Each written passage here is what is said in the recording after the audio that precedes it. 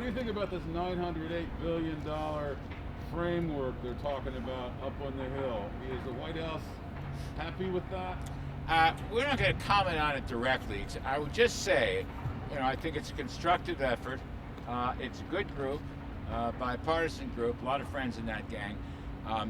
It's not our position. It's not Senator McConnell's position. It's not Speaker Pelosi's position. But I personally, I just speak for my little self. I think it moves the ball in the right direction. What we want, as much as anything, I spoke to Secretary Mnuchin this morning, who's leading our charge on these negotiations. We've got roughly $600 billion of unspent monies, and you know this.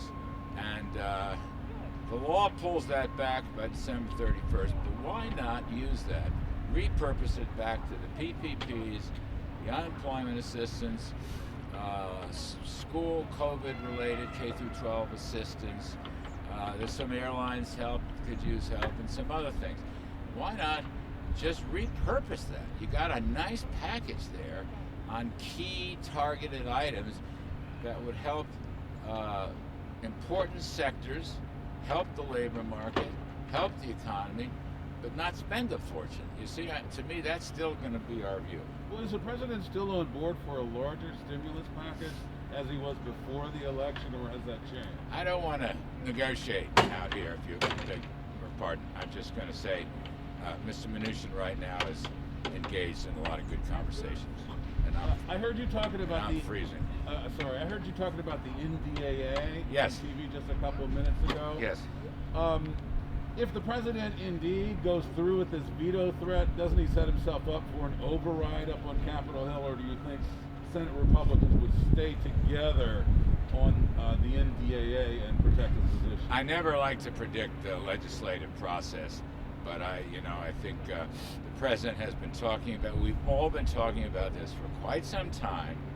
It's certainly odd that big social media companies seem to be censoring conservative points of view, and we don't like that one bit.